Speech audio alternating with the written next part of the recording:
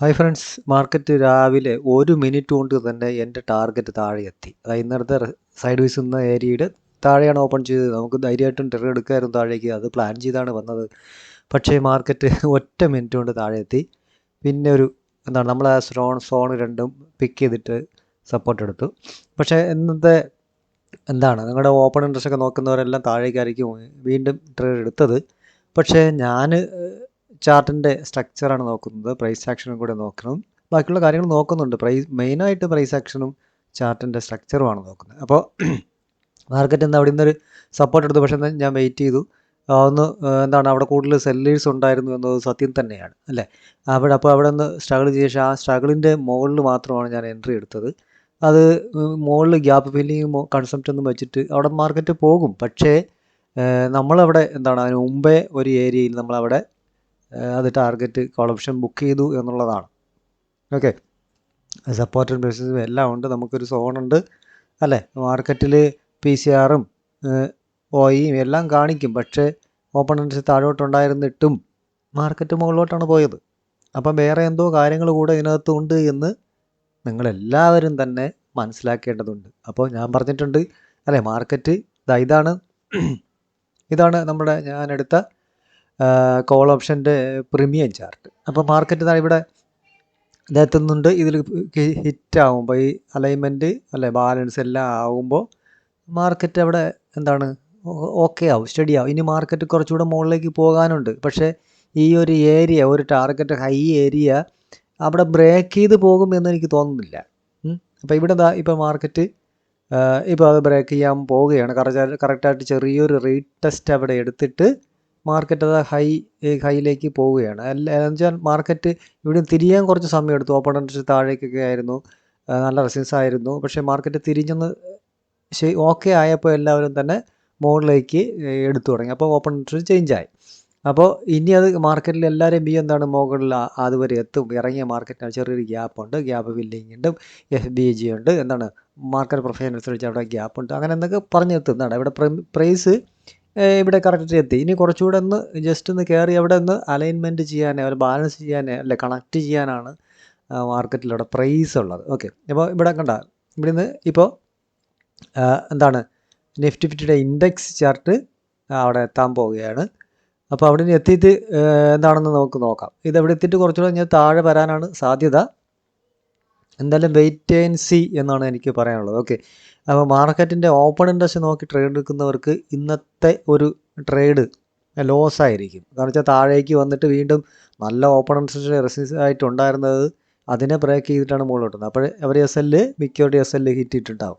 Price ആക്ഷനും ചാർട്ടിൻ്റെ സ്ട്രക്ചറൊക്കെ നോക്കി ചെയ്യുന്നവർക്ക് മാത്രമേ ഇന്നലെ ചെറിയ SL ഇറങ്ങാനും വീണ്ടും കോൾ ഓപ്ഷൻ എടുത്ത് പ്രോഫിറ്റ് ആക്കാനും പറ്റിയിട്ടുണ്ടാവുകയുള്ളൂ. ഓക്കെ, അപ്പോൾ നമ്മൾ എന്തൊക്കെയോ, അല്ലെ, ഓപ്ഷൻ ഇൻട്രസ്റ്റ് കൂടിയിരുന്നാലും നമുക്കത് സംഭവിക്കണമെന്ന്, അങ്ങോട്ട് തന്നെ പോകണമെന്ന് ഇല്ല, അല്ലേ?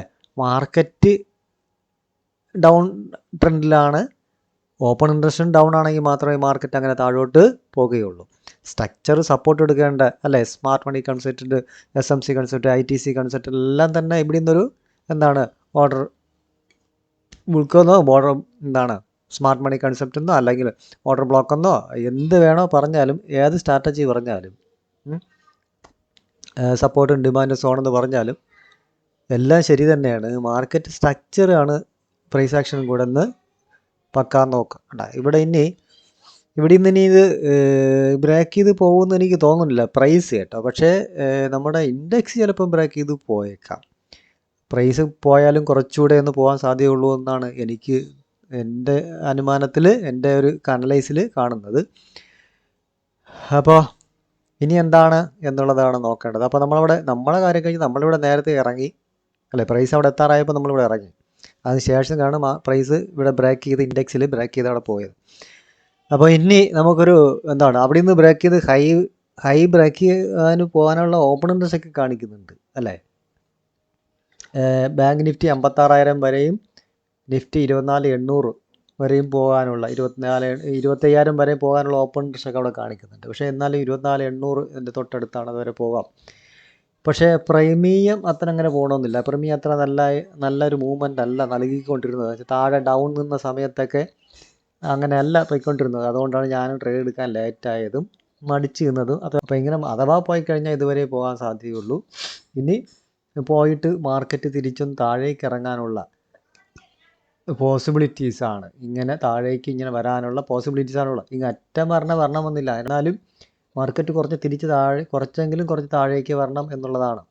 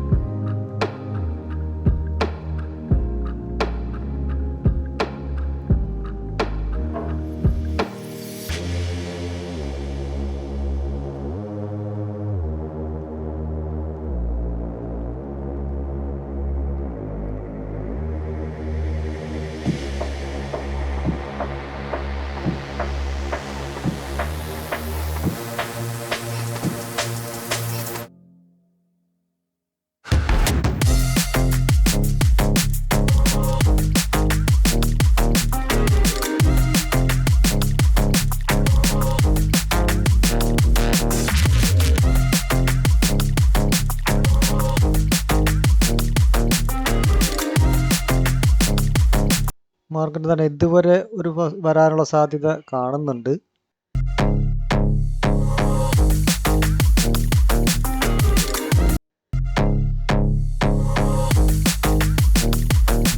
ഇത് ഫസ്റ്റ് ടാർഗറ്റ് സെക്കൻഡ് ടാർഗറ്റ് എന്ന് മേടിച്ചെങ്കിൽ ഇത് മാർക്കറ്റ് അതുവരെയാണ് വരുന്നത്, അതുവരെ നമ്മൾ ഹോൾഡ് ചെയ്യും, അതുവരെ എക്സിറ്റ് ചെയ്യും. മാത്രമല്ല മുകളിലൊരു ലൈൻ വരച്ചിട്ട് നമ്മൾ ലൈൻ അത് SL ഏരിയയൊക്കെ വച്ചിരിക്കുകയാണ്. മാർക്കറ്റ് ഇപ്പോൾ തിരിയാനുള്ള സാധ്യതയുണ്ട്, താഴെ വരുമെന്ന് പറഞ്ഞെങ്കിലും.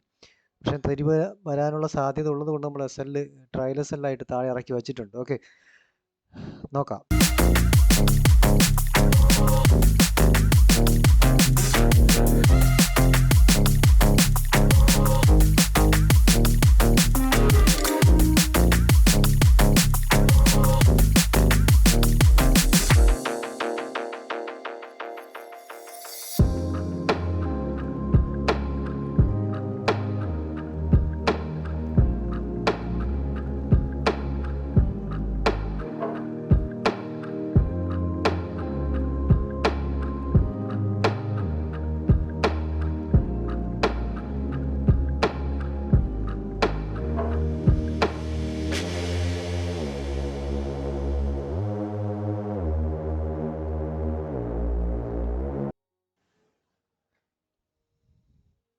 മാർക്കറ്റ് തിരിഞ്ഞ് കയറിയിട്ടുണ്ട്. ഈ ഇവിടെ ബ്രേക്ക് ചെയ്യുകയാണെങ്കിൽ നമ്മളവിടെ ട്രയൽ SL ഹിറ്റ് ചെയ്യിപ്പിക്കും. അത് കഴിഞ്ഞാൽ പിന്നെ പരിപാടിയില്ല. ഓക്കെ, എങ്ങോട്ട് പോകണം പോകട്ടെ, ഇനി ഇല്ല. 2 എൻട്രി ആയി. നമ്മൾ തീരെ മുകളിൽ വരെ നമ്മൾ വെയിറ്റ് ചെയ്യുന്നില്ല, ഇവിടെ നിന്ന് തന്നെ SL ഹിറ്റ് ചെയ്യിപ്പിക്കും. ഓക്കെ, കാരണം മാർക്കറ്റിൻ്റെ അങ്ങനെയാണ് മാർക്കറ്റിൻ്റെ പോക്ക്. അതുകൊണ്ടാണ് ഇവിടെ നിന്ന് ഹിറ്റ് ചെയ്യിപ്പിക്കുന്നത്.